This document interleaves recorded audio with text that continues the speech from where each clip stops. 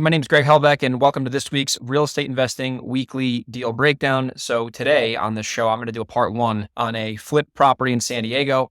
And before I do that, if you are not familiar with my show, I am a real estate investor. I've been doing this business for 8 years now. I've done over 200 deals, and I got a 7-figure flipping and wholesaling business. I have a handful of rentals, and I've invested in multiple states all across the United States, primarily in the Northeast, up in the Delaware and New York area. So I got a lot of experience, and the goal of this podcast channel and YouTube channel is to share what I know with everyone so we can all grow together, as they say. So this house is a condo townhouse, more of a townhouse scenario. It's like a attached single family property in San Diego. The way I found the deal was I actually took my lists and put them into a software that I use called Envelo. If you want to check them out, go to enveloapp.com. So what I ended up doing was I looked on my niche lists and I saw that there were some properties on this niche list that were vacant. So the niche list I looked at was the tax delinquent list. The area I looked at was San Diego or San Diego County. And I was looking for all the vacant properties. So I was calling some of those vacant properties. And this one ended up being vacant. It had a bunch of back taxes and it was inherited. So it was the trifecta, as we would say, of a deal. So I ended up reaching out to the owner myself on my personal cell phone. And they said that they didn't really want to sell the house because they were just going to give it back to the state. They lived back on the East Coast. They didn't really want to be bothered with it. The owner was pretty well off. His sisters were all well off, pretty sophisticated. So they basically inherited their sister's property in San Diego.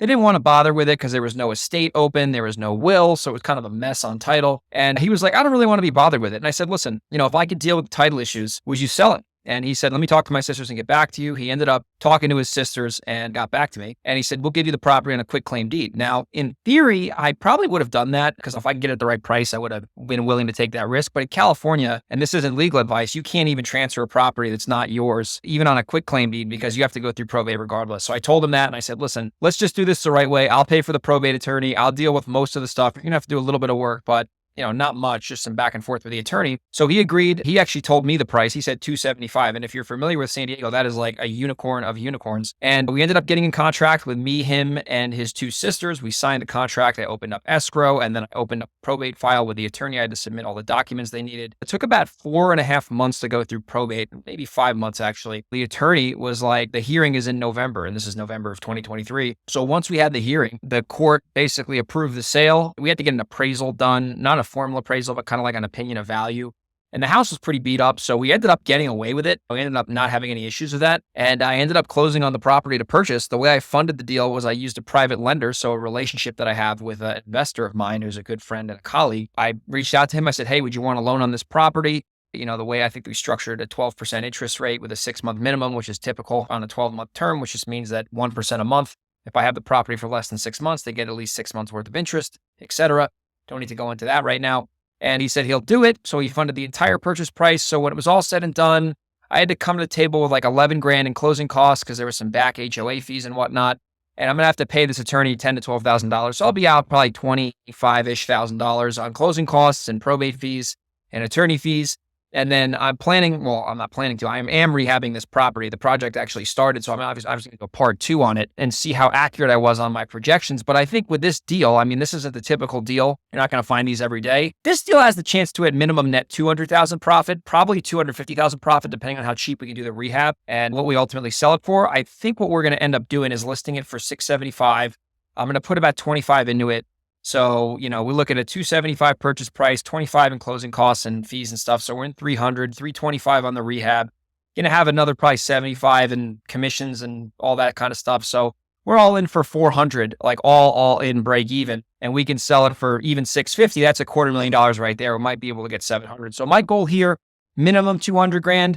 Maximum as much as possible. I'd love to make 300 if that's, realistic here. It might be depending on what it sells for, but this is a absolute home run. It could be absolutely the best deal I've done in my career so far, depending on how it goes. So I found this property basically for free. Like I bought the tax delinquent data, which cost a couple grand.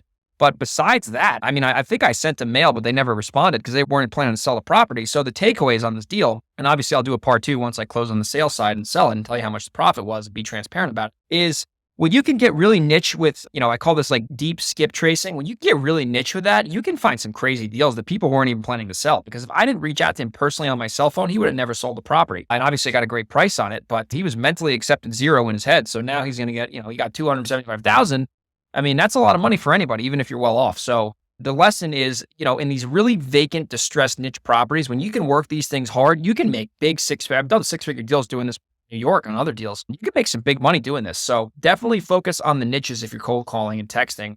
I wouldn't even use a software. I would use your personal cell phone because you can make more of a personal connection. And the second takeaway I'll give you here is, you don't need too many of these to have a great year. Shit, if I do 2 of these a year or 3 of these a year, that could be $500,000 to $700,000 of revenue just from 2 or 3 deals. And then all the other deals we do with the volume business we have, that's just icing on the cake, right? So, go for big, juicy, fat deals instead of trying to do volume. I've always found that doing less volume but better deals just makes for a better business, less work, more profit, less liability, less stress for the most part. Obviously, there's stress in any real estate business, but that's the second takeaway I would tell you. And the third takeaway is kind of the same as the second takeaway is it takes the same time and effort to make 100,000 or 200,000 than it does to make 10 grand or 20 grand. It's just the numbers change, right? So go into areas where you can find these kind of spreads. I mean, obviously San Diego is an expensive market, so it makes sense where you can do that out here. But you could do this in a market where the ARVs are 400. You got to get the house for basically free or 100 grand. But it takes the same time and effort to make big money in real estate as it does to make little money. It's just, the deals you're kind of going after. So hopefully you enjoyed this. If you did,